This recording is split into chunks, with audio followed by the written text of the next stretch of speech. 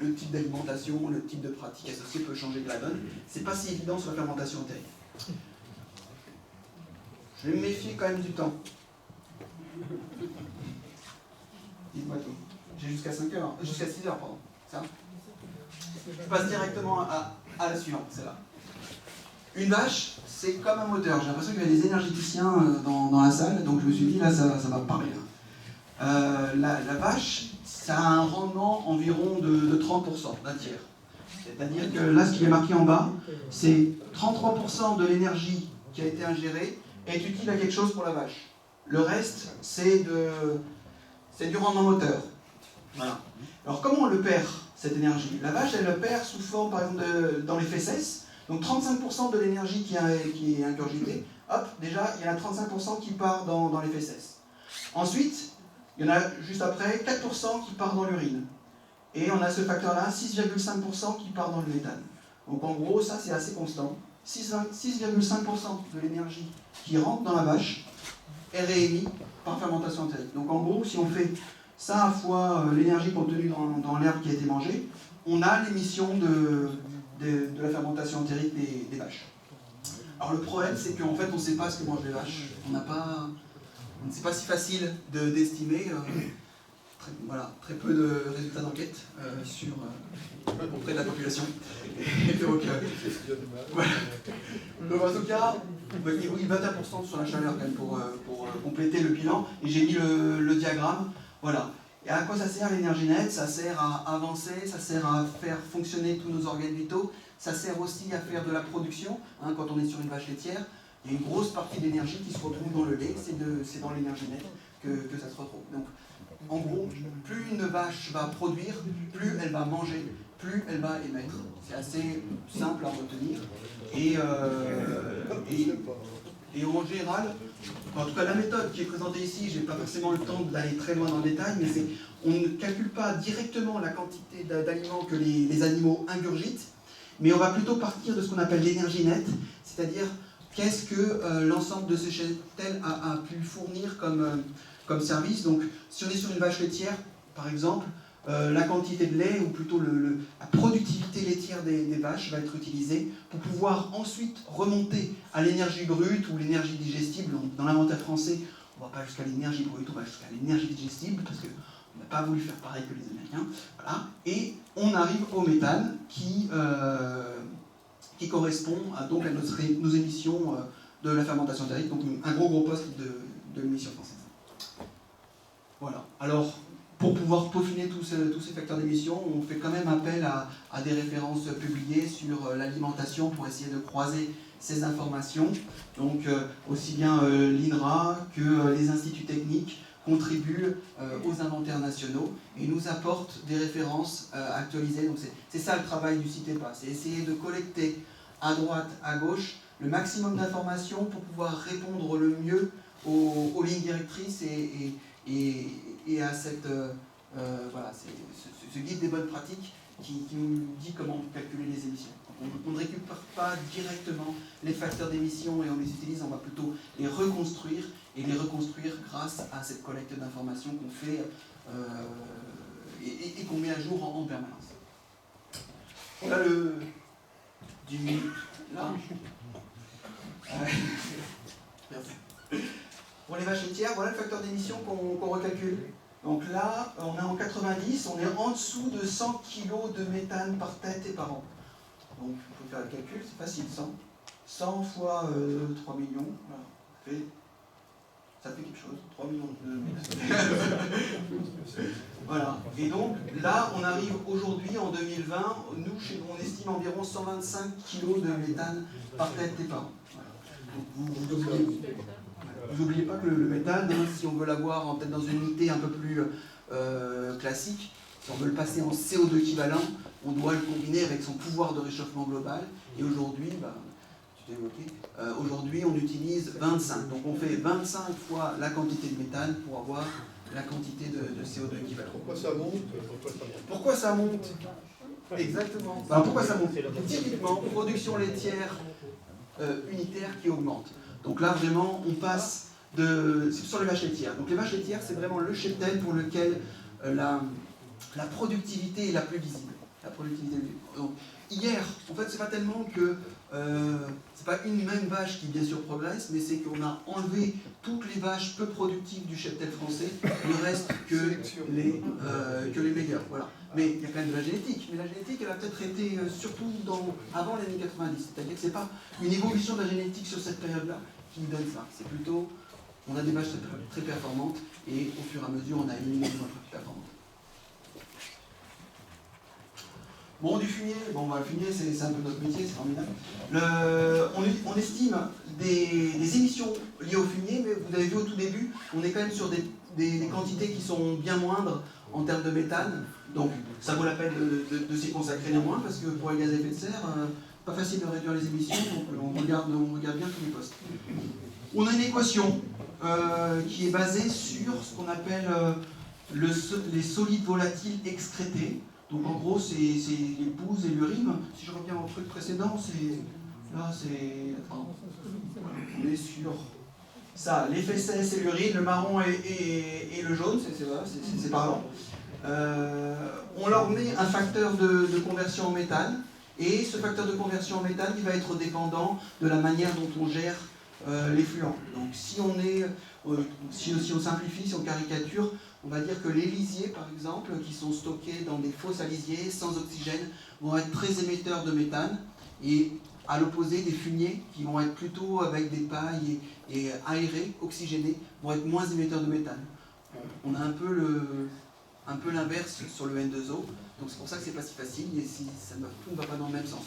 On a un peu moins d'émissions, mais c'est quand même un sujet de préoccupation, je ne vous fais pas trop l'article dessus.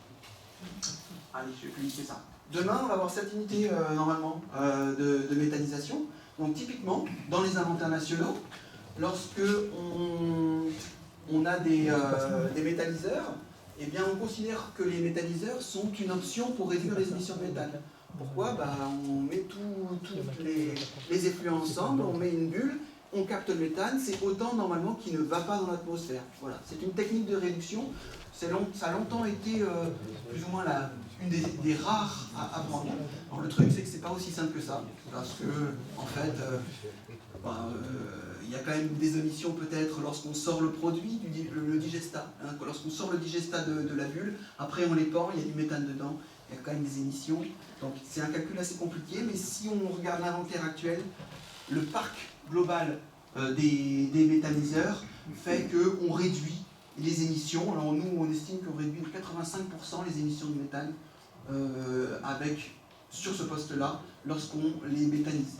Voilà, alors il n'y a pas beaucoup de références, je ne mettrai pas ma main coupée sur le résultat, mais vous voyez les ordres de grandeur et la dynamique surtout de la méthanisation en France. Là, on est en 2010, voilà, 2,5% du cheptel laitier, 1,2% des autres bovins, 5-6% pour les truies, 5-6% pour les autres porcins. Voilà le pourcentage des effluents qui sont méthanisés et qu'on prend en compte dans l'inventaire. Et quand on les prend en compte, sur le méthane, ça génère une réduction. Rapidement, sur le N2O. Le N2O, on l'estime à partir de la quantité d'azote excrétée par les animaux. Et ce truc-là, ça peut être des références scientifiques. Et ça, ce sont des équations qui viennent du GIEC, dans lequel on dit l'excrétion, c'est l'azote qui rentre, moins l'azote qui est retenu. Et quand vous avez fait cette opération, voilà, N consommation fois 1 moins N rétention, vous avez l'azote qui est excrété par l'animal. Cet azote, une fois qu'il est sorti de l'animal, il peut se volatiliser sous forme de N2O. Et même si c'est une toute petite fraction, comme disait Pierre tout à l'heure, cette toute petite fraction de N2O, elle a quand même un pouvoir très important en termes de gaz à effet de serre. Émission des cultures, mais je vais faire vite parce que, en gros, qu'est-ce qu'on a en émission des cultures ? On a, alors, là c'était le N2O de la France, avec y compris l'industrie. Vous voyez l'industrie qui avait ses émissions de N2O. Et donc là on est sur l'agriculture maintenant, et c'est essentiellement l'agriculture, donc j'ai pas le pourcentage précis, mais on voit que l'agriculture c'est quand même une bonne part des émissions de N2O de la France.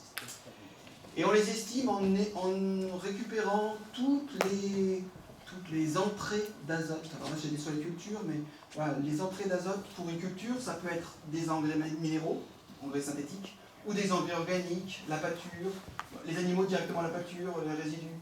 Voilà, 5 minutes, c'est bien. Et puis, on va avoir, en cumulant tout cet azote, on peut lui permettre un facteur d'émission. Et ceux qui travaillent sur les inventaires, ils doivent connaître le facteur d'émission. Voilà, j'arrive directement. C'est un facteur d'émission qui est très connu, parce qu'il est simple à retenir. C'est 1%. Quand 1% de l'azote qui est épandu, que ce soit par... on va dire que si on simplifie, 1% de l'azote qui est épandu par les engrais, et bien part sous forme N2O. Donc voilà la petite partie dont parlait Pierre. Mais ce 1%, il a quand même un effet notable. Et puis, si je dis, les émissions de N2O de la France, c'est la quantité d'engrais fois 1% fois une conversion qui va bien pour arriver au N2O, ça ne donne pas beaucoup de moyens d'action, si ce n'est réduire les intrants azotés. Bon, c'est déjà très bien. Essayons de réduire les intrants azotés, mais ça pose quand même question, et ces émissions de N2O, elles sont assez difficiles à estimer, il y a beaucoup de variabilité. Je parlais tout à l'heure du raffinement 2019 des lignes directrices. Les lignes directrices 2019 nous disent peut-être que les engrais minéraux ont un facteur d'émission en fait un peu plus élevé voire beaucoup plus élevé que les engrais organiques. Donc quand on change un peu ce genre d'informations qui sont dans les inventaires, ça peut changer des politiques, ça a un poids très important. Beaucoup d'enjeux. Voilà la consommation d'engrais en France. Vous voyez, c'est quand même assez stable. Il y a eu quand même une dynamique de baisse, mais on a du mal à baisser. Baisser l'azote, c'est un gros enjeu de l'agriculture, c'est tout sauf simple. Véronique, pour que vous soyez sûr que vous avez bien compris le cycle de l'azote. J'en avais un autre, mais bon, comme il y a déjà eu plein d'explications, pas besoin de revenir dessus. On met beaucoup d'azote dans nos champs pour nourrir nos animaux. Et c'est dommage, mais on ne peut pas mettre ce petit bouchon-là, le bouchon à tac, qui permettrait de se priver de ce gros apport de fertilisant minéral supplémentaire. Voilà. Sinon, comme disait Christian Hugues, ça bloque le système. On a quand même des pistes pour réduire les émissions de N2O, et notamment le cholage, donc pas forcément coutumier, mais le cholage consiste à mettre soit de la chaux éteinte, soit de la carbonate de calcium dans les champs. Et il y a des travaux en cours en France, en tout cas, qui permettent de dire que ça pourrait permettre de baisser ce facteur d'émission de N2O. On est dans le domaine de la recherche et pour l'instant, ce n'est pas dans nos inventaires nationaux. Je le rappelle quand même. Et puis lorsqu'on met du cholage, lorsqu'on met du carbonate de calcium, eh bien, c'est aussi du carbone qu'on met dans les champs, et ce carbone, après dissolution, va être relargué dans l'atmosphère. Donc, voilà. Quand on veut moins de N2O, est-ce qu'on ne va pas avoir un peu plus de CO2 ? Très probablement, mais c'est un calcul à faire. En tout cas, c'est en réflexion. De même, on a du CO2 qui vient de l'urée. Lorsqu'on épand de l'urée, la molécule d'urée qui est marquée ici, elle contient du carbone. Ce carbone-là, il vient du gaz nat qui a servi à faire l'engrais. Donc ce carbone, comme il vient du gaz nat, eh bien, on le comptabilise. Et puis les industriels chimiques des engrais ont dit nous, on l'a mis dans la molécule d'urée. Donc c'est bon, c'est pas nous. Donc c'est l'agriculture qui émet les émissions de carbone du gaz nat pour les engrais. Un peu de rizière aussi, j'avais fait un calcul, mais ça ne va pas rentrer dans les temps. En tout cas, en France, on n'a pas beaucoup de rizières, mais si on regarde le monde, les rizières, c'est notable, et on sait qu'il y a quand même des moyens de réduire les émissions des rizières. Peut-être que voilà, ça c'est peut-être une des actions au niveau mondial qui aura le plus d'effet si on arrive à enclencher cette dynamique. Je le fais vite pour essayer de répondre à une question. Je rappelle qu'on a une partie qui vient de la consommation énergétique, mais vous avez, en gros, qu'est-ce qu'on fait? On prend 1 litre d'essence, on fait tout le calcul, on arrive au CO2. Vous avez l'air d'être suffisamment spécialisés, pas tous, les autres sont perdants, mais voilà, on calcule les émissions énergétiques directement sur la base des consommations de fuel, et puis j'avais mis les répartitions comme Pierre tout à l'heure. Donc voilà, 1 litre de gasoil, ça mène à 2,6 kg de CO2, on peut se demander comment ça se fait. L'oxygène, lui, vient de l'air quand il y a la combustion, donc on rajoute de la masse par rapport au carbone. Émission à stop. Ah oui, c'est le jeu. N'oublie pas qu'en agriculture, en effet, on prend souvent en compte tout ce qui est émission absorption de CO2. Donc là, sur un paysage comme ça, il y a du carbone un peu partout, mais aussi souvent un raccourci on pourrait croire qu'il y en a beaucoup. C'est pas si facile, hein, mais ça a été dit avant. C'est pas si facile d'aller compenser les émissions agricoles avec des paysages, même très verts, même avec beaucoup d'arbres, beaucoup de matière organique, beaucoup de prairies. Avant de réussir à compenser, il va se passer du temps. Bon, du coup, je ne fais pas la toute fin. Bon, peut-être une petite diapositive qui montre des méthodes alternatives aux inventaires. Nous, on fait des calculs. On utilise des données d'activité, facteurs d'émission, et puis on arrive à nos résultats d'inventaire. Ça, c'est une carte qui montre directement par satellite les colonnes de concentration en méthane. Et on voit que voilà, on peut croiser les informations. Il y a pas que, et c'est ce qu'on fait. On croise les informations. Ça, sur le monde, ici, vous voyez les émissions de méthane. Qu'est-ce que vous voyez en rouge? Vous voyez des rizières.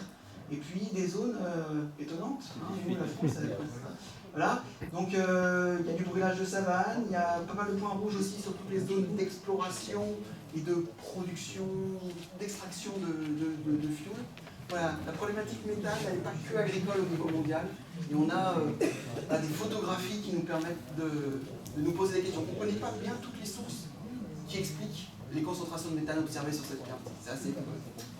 Je m'arrête là et je vous remercie beaucoup.